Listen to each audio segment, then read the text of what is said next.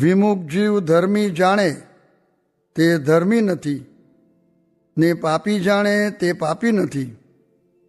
સ્વામિનારાયણ હરે સંવત 1882 પોષવદી 9મીને દિવસ સ્વામી શ્રી સહજાનંદજી મહારાજ શ્રી વરતાલ મધ્યે શ્રી લક્ષ્મીનારાયણના મંદિર આગળ વિરાજમાન હતા અને સર્વ શ્વેત વસ્ત્ર ધારણ કર્યા હતા અને પોતાના મુખારવિંદની આગળ મુનિ તથા દેશ દેશના હરિભક્તની સભા ભરાઈને બેઠી હતી. પછી વડોદરાના વાઘમોડિયા રામચંદ્રે શ્રીજી મહારાજને પ્રશ્ન પૂછ્યો છે, હે મહારાજ, જે કુપાત્ર જીવ જણાતો હોય અને તેને પણ સમાધિ થઈ જાય છે તેનું શું કારણ હશે? પછી શ્રીજી મહારાજ બોલ્યા છે, ધર્મ શાસ્ત્રને વિશે જે વર્ણાશ્રમના ધર્મ કયા છે તે થકી જે બાહ્ય વર્તતો હોય તેને સર્વે લોક એમ જાણે છે આ કુપાત્ર માણસ છે, અને તે કુપાત્રને ભગવાન કે ભગવાનના સંતનો જો હૈયામાં ગુણ આવે તો એને એ મોટું પુણ્ય થાય છે, અને વર્ણાશ્રમના ધર્મ લોપ્યા હતા તેનું જે પાપ લાગ્યું હતું તે સર્વે નાશ થઈ જાય છે, અને તે જીવ અતિશય પવિત્ર થઈ જાય છે. માટે એને ભગવાનના સ્વરૂપમાં ચિત્ત ચોંટે છે ત્યારે સમાધિ થઈ જાય છે. અને જે પુરુષ ધર્મશાસ્ત્રે કયા એવા જે વર્ણાશ્રમના ધર્મ તેને પારતો હોય ત્યારે તેને સર્વે લોક ધર્મવાળો જાણે, પણ ભગવાન અને ભગવાનના સાધુ તેનો જો તે દ્રોહ કરતો હોય તો તે સત્પુરુષના દ્રોહનું એવું પાપ લાગે છે જે વર્ણાશ્રમના ધર્મ પાર્યાનું જે પુણ્ય તેને બારીને ભસ્મ કરી નાખે છે. માટે સત્પુરુષના દ્રોહનો કરનારો તે તો પંચ મહાપાપનો કરનારો તેથી પણ વધુ પાપી છે. શા માટે? જે પંચ મહાપાપ કર્યા હોય તે તો સત્પુરુષને આશરે જઈને છૂટાય છે, પણ સત્પુરુષનો દ્રોહ કરે તેનો તો કોઈ ઠેકાણે છૂટ્યાનો ઉપાય નથી. કેમ? જે અન્ય ઠેકાણે પાપ કર્યું હોય તે તો તીર્થમાં જઈને છૂટાય છે, અને તીર્થમાં જઈને પાપ કરે તે તો વજ્રલેપ થાય છે. માટે સત્પુરુષનો આશરો કરે ત્યારે ગમે તેવો પાપી હોય તો પણ અતિ પવિત્ર થઈ જાય છે ને તેને સમાધિ થઈ જાય છે. અને સત્પુરુષનો દ્રોહી હોય ને તે ગમે તેવો ધર્મવાળો જણાતો હોય તો પણ મહાપાપી છે, અને તેને કોઈ કારે ભગવાનના દર્શન હૃદયને વિશે થાય જ નહીં. માટે જેને વિમુખ જીવ પાપી જાણે છે તે પાપી નથી, અને જેને વિમુખ ધર્મી જાણે છે તે ધર્મી નથી. ઇતિ વચનામૃતમ.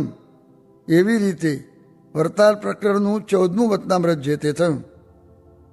સર્વ કરતાં ભજન કરવું તે અધિક છે, ને તે કરતાં સ્મૃતિ રાખવી તે અધિક છે, ને તે કરતાં ધ્યાન કરવું તે અધિક છે, અને તે કરતાં પોતાના આત્માને વિશે ભગવાનને ધારવા તે અધિક છે.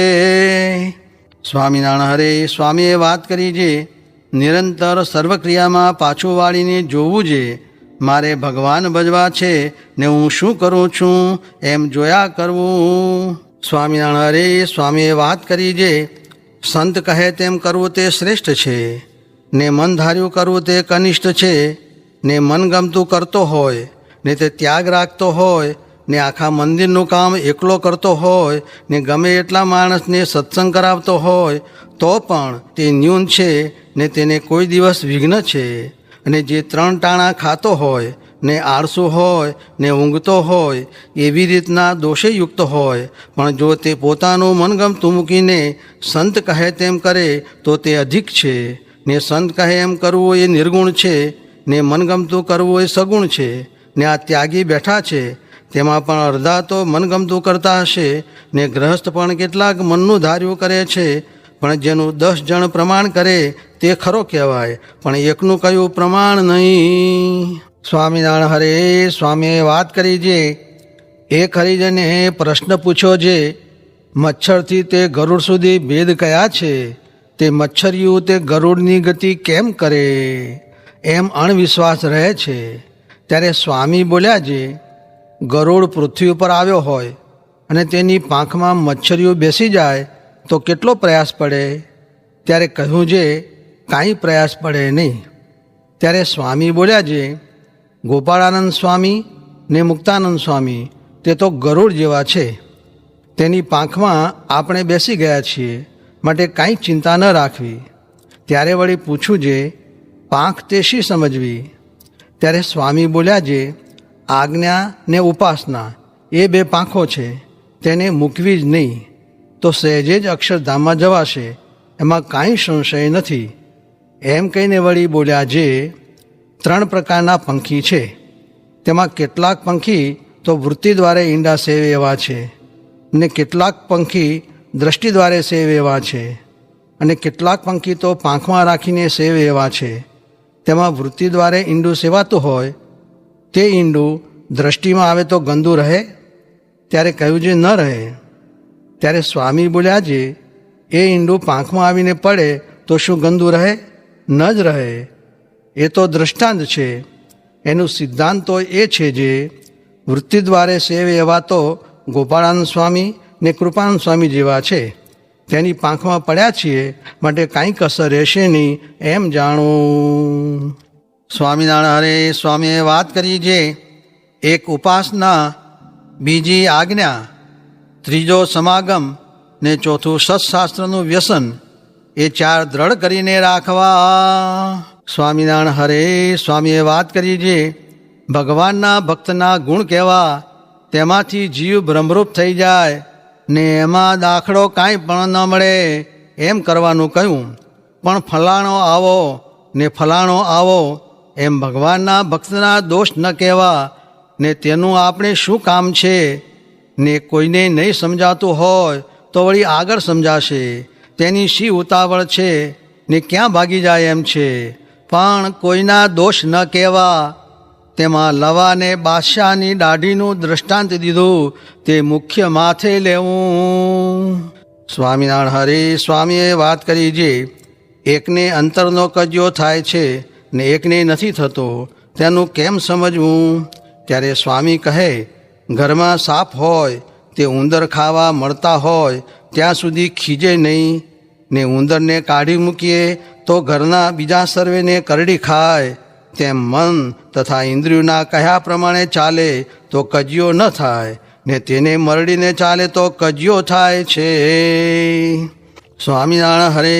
સ્વામીએ વાત કરી જે ભજન ભક્તિ ને કથા વાર્તાની સહાયને અર્થે ગૌણપણે મંદિરની ક્રિયા કરવાનો મહારાજનો હાર્દ છે, ને ક્રિયા પ્રધાન થઈ ગઈ છે, તે મહારાજના મળેલ નહીં હોય ત્યારે રાજા દ્વારે, આચાર્ય દ્વારે ને મૂર્તિઓ દ્વારે રક્ષા કરશે. હરે. સ્વામીએ વાત કરી જે ઉદ્ધવ મત વિના નિષ્કામી વર્તમાન ક્યાં છે, ક્યાંય ન મળે. તે ઉદ્ધવ મતનું પણ જ્યાં સુધી મોટા સાધુ છે ત્યાં સુધી પાધરું રહેશે, પછી તો ભગવાનની આજ્ઞા રાખશે તો રહેશે. સ્વામિનારાયણ હરે. સ્વામીએ વાત કરી જે જેને માથે મોટા શત્રુ હોય તેને ઊંઘવું નહીં, ને જેણે આતતાયી કર્મ કર્યું હોય તેને પણ ઊંઘ આવે નહીં, ને કામ ક્રોધ અને લોભાદિક શત્રુ માથે છે ત્યાં સુધી ઊંઘવું નહીં, ને જે વચન કહ્યા છે તેને વિસારી દેવા નહીં, તે જો એકાંતે બેસીને વિચારે તો સાંભળ્યા કરે.